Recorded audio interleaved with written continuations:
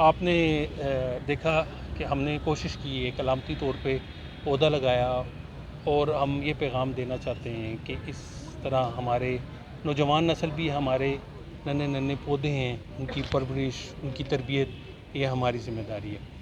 تو آئیے اب گفتگو کرتے ہیں ہماری معروف ادیبہ، افسانہ نگار، محقق اور میڈیا سے تعلق رکھتی ہیں۔ پاکستان ٹیلی ویژن میں انہوں نے بڑا اچھا وقت گزارا اور رپورٹنگ بھی کی، پروڈیوسر بھی رہیں۔ فرخندہ شمیم صاحبہ سے بات کرتے ہیں کہ وہ جشن آزادی کے حوالے سے کیا بات کرتے ہیں۔ بسم اللہ الرحمن الرحیم۔ اہل وطن کو بہت بہت زیادہ جشن آزادی مبارک ہو، اور اس خوشی کے موقع پر، اور ویسے بھی ہم تاریخ سے نابلد تو رہ نہیں سکتے، ایک افسانچہ تحریر چھوٹی سی ایک لکھی ہے اس حوالے سے، آزادی کے اس یادگار دن کے موقع پر تھوڑی تاریخ دہرانے کی اور حالات حاضرہ کو دیکھنے کی کوشش کی ہے۔ آپ کی اجازت سے شروع کر دیا جائے۔ اس مختصر افسانچے کا عنوان ہے مسافرت۔ میں 75 برس قبل امرتسر سے لاہور کے لیے روانہ ہوئی تھی اور ابھی تک لاہور نہیں پہنچی ہوں۔ میں 75 برس پہلے امرتسر سے لاہور کے لیے روانہ ہوئی تھی اور ابھی تک لاہور نہیں پہنچی ہوں۔ سفر اور زندگی کی اس مسافت نے مجھے کئی پڑاؤ دیے، مگر میں کہیں نہیں رکتی بھی تو کہاں، کہیں ٹھکانہ ہی نہیں تھا۔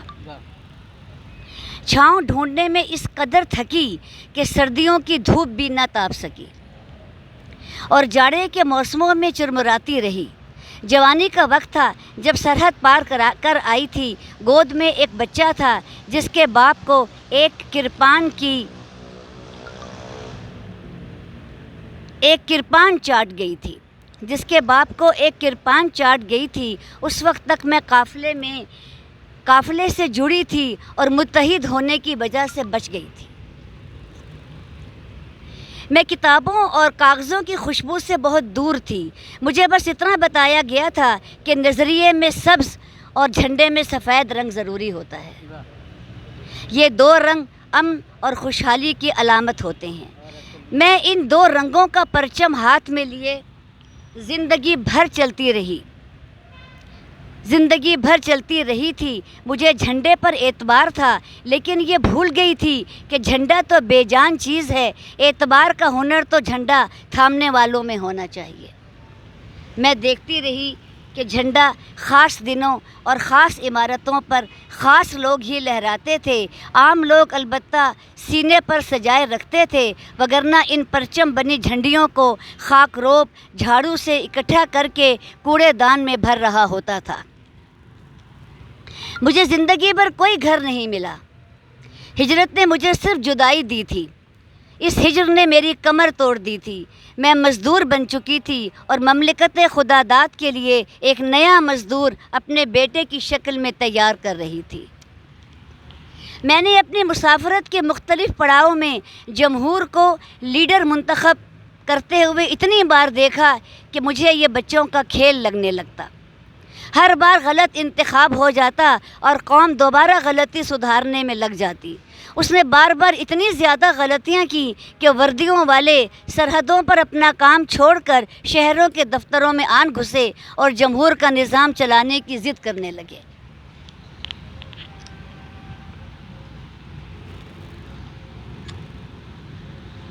تھوڑا تھوڑا کھا کر اور زیادہ سے زیادہ چرنے کے بعد کھانے اور زیادہ سے زیادہ چرنے کے بعد جب یہ کندھے والے ستارے واپس بیرکوں میں گئے تو پیچھے بوری بند بچے چھوڑ گئے۔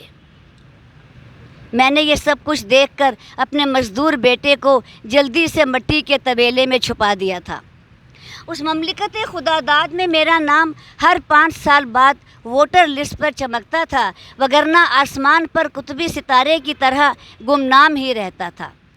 میں نے اپنا نام مہاجروں اور ووٹروں کی لسٹ کے علاوہ کسی اور فہرست میں کبھی نہیں دیکھا، نہ کھانا ملنے والوں کی فہرست میں اور نہ گھر پانے والوں کی فہرست میں۔ مجھے نعرے لگانے والے اپنے ساتھ رکھتے تھے۔ میں نے اپنا نام مہاجروں اور ووٹروں کی لسٹ کے علاوہ کسی اور فہرست میں کبھی نہیں دیکھا، نہ کھانا ملنے والوں کی فہرست میں اور نہ گھر پانے والوں کی فہرست میں۔ مجھے نعرے لگانے والے اپنے ساتھ رکھتے تھے، اچھی خوراک اور ٹھنڈی بوتلیں دیا کرتے، اور میں اور میرا بیٹا لیڈروں کی ہر بات پر تالیاں بجا بجا کر اپنی ہتھیلیاں سرخ کر لیا کرتے تھے۔ میں اب اکثر کچھ انوکھے الفاظ بھی سننے لگی تھی، لیکن مجھے ان کا مطلب معلوم نہیں تھا۔ مجھ ان پڑھ کو کیا خبر تھی کہ ایک پیج NRO 3%، 10% کیا ہوتا ہے۔ لوگوں نے میرا مذاق اڑایا اور کہا کہ یہ جدید پروجیکٹ ہیں، کیا تمہیں نہیں معلوم؟ مجھے کیا معلوم، مجھے تو صرف نظریے کا پتہ ہے، جس نے مجھے آزادی دلائی ہے۔ لوگ ہنس پڑے۔ کراچی جا کر مزار قائد پر میری کم علمی کی شکایت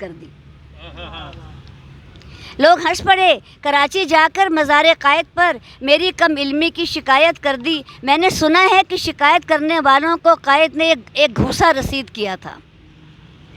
میں خوش ہو گئی تھی، لیکن دریا کے کیچڑ کنارے ابھی تک بدبودار تھے۔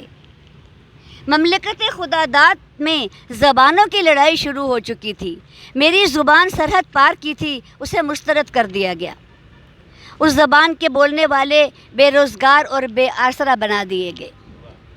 طاقتوروں کو یہ ڈر بھی نہیں ہوا کہ اس طرح ووٹ کم ہو جائیں گے، لیکن تعجب ہے، میں نے اکثر دیکھا ہے ایسے لوگوں کے نمبر جانے کہاں سے پورے ہو جاتے ہیں۔ توجہ چاہوں گی اس جملے پر کہ میری زبان سرحد پار کی تھی، اسے مسترد کر دیا گیا۔ اس زبان کے بولنے والے بے روزگار اور بے آسرا کر دیے گئے۔ طاقتوروں کو یہ ڈر بھی نہیں ہوا، یہ خوف بھی نہیں ہوا کہ اس طرح تو ووٹ کم ہو جائیں گے، لیکن تعجب ہے، میں نے اکثر دیکھا ایسے لوگوں کے نمبر جانے کہاں سے پورے ہو جاتے۔ ایک دن اچانک میرا مزدور بیٹا کہیں گما دیا گیا۔ میرا دم نکلنے لگا، ڈھونڈ کر ہار گئی میں، آنکھیں پتھرا گئی تھیں میری۔ ایک صبح وہ میری جھونپڑی کے باہر بوری بند ملا۔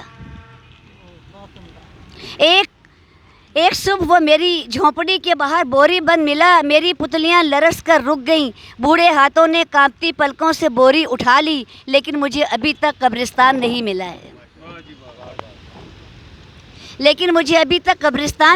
ہے۔ میں 75 برس بعد بھی سرحد پار سے لاہور نہیں پہنچ سکی ہوں، اور اب تو عمر کے ساتھ ساتھ میری یادداشت بھی بہت کمزور ہو گئی ہے۔ مگر نہ جانے کیوں ایک نکتہ بار بار یاد رہتا ہے۔ میری ماں نے ایک بار وطن کا جھنڈا سیتے ہوئے کہا تھا، سبز اور سفید رنگ سے امید لیتی رہنا۔ بہت شکریہ۔